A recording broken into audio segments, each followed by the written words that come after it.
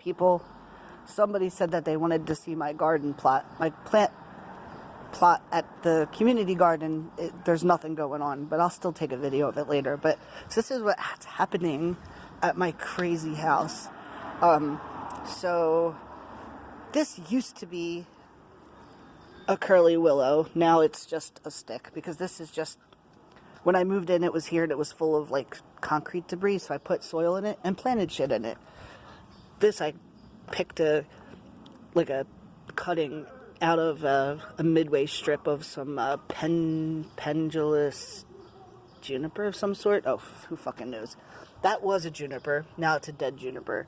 But it was also almost dead when I got it. So I've got some like little grape hyacinths in here. Oh, there's a trowel. I probably should do something with that. I don't think that's mine. I think that's my roommate's. So we probably should not lose that. Anyway,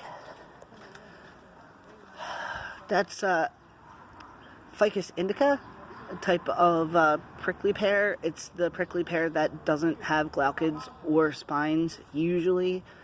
I picked a piece from my neighbors. I'm in zone 7, and it's usually 7B up against the house, so most of the apuntia that I keep are fairly weather tolerant.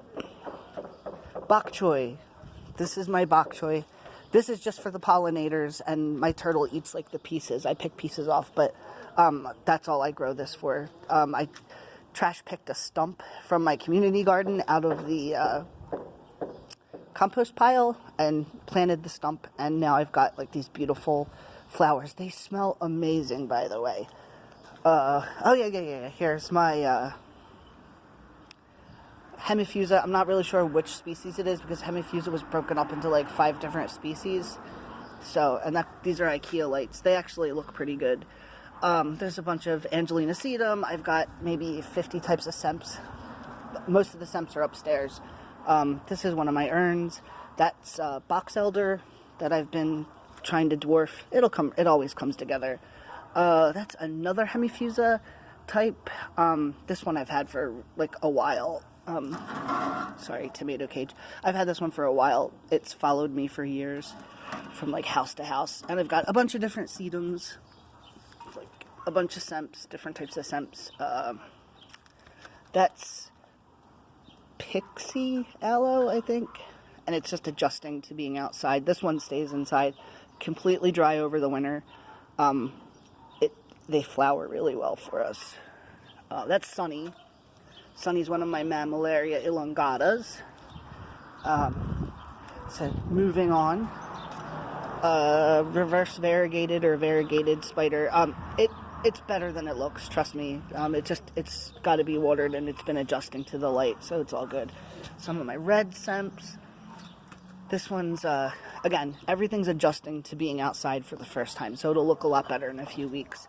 Flapjack plant that I had, like, it was like up to here, so I cut it back, put a new one outside.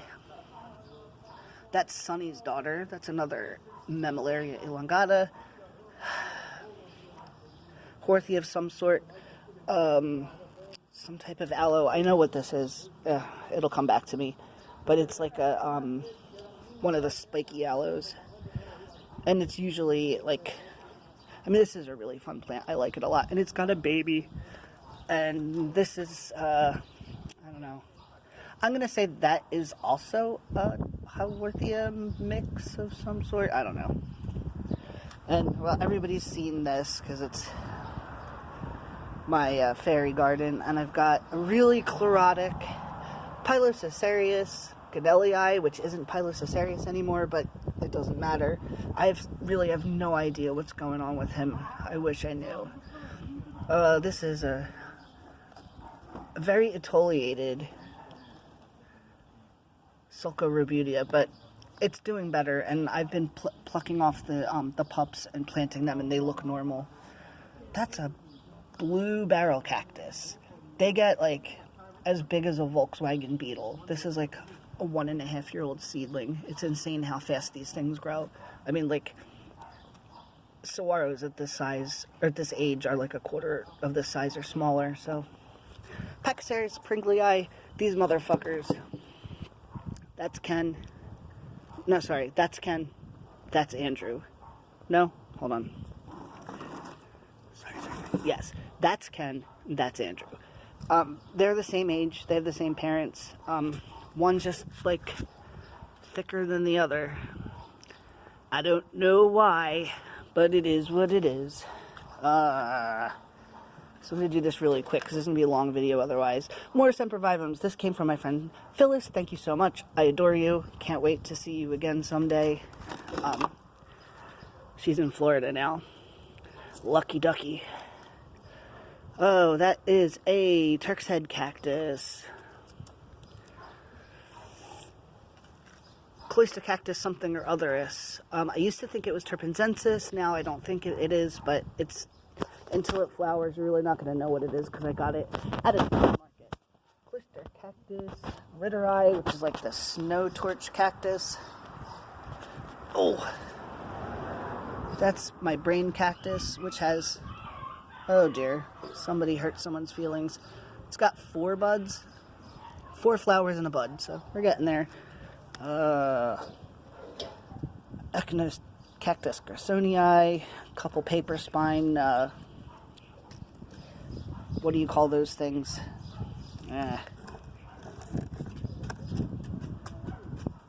Tephra oh, sorry. That's the Mormon Tabernacle Choir here. This is a Pilosocereus clump. Another Pilosocereus. This is, I think it's Ryanii. Yeah, it's Ryanii. Her name is Kate. She's awesome. Got some buds forming on the Echinopsis oxygona, Echinopsis subdenudata right here. That's a Joseph's Coda Puncha that is curled over, no comment. This always flowers for me.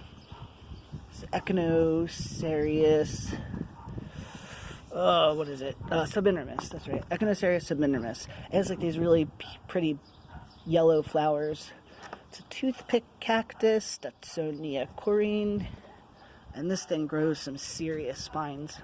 I'm like in love with black spines. Oh yeah, that's a roadkill cactus. It's fine. Some of my aloes, and this is adjusting to full sun. It'll be fine. Pachysarius marginalis. Let's see. Look at all those. Oh my goodness.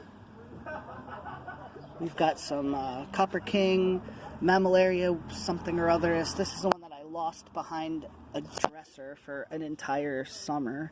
It's alive again-ish. Some of my babies. These are Pilosocereus, that's Leucocephalus. I don't know what this one is, but my guess, if I had to take a guess, is that it's a, yeah, your guess is as good as mine. I can't come up with something that sounds legitimate. That's a, Pachysarius weberi. I've got a couple of those. They're really hard to come by, but I've got like a gaggle of those motherfuckers up in here. Under here, we've got stuff that's adjusting to light again. Oop, there goes my drawers. All my night blooming cereus. One of my stupid snake plants. Random weeds. Random weeds. This is where I grow my tomatoes. Oh yeah.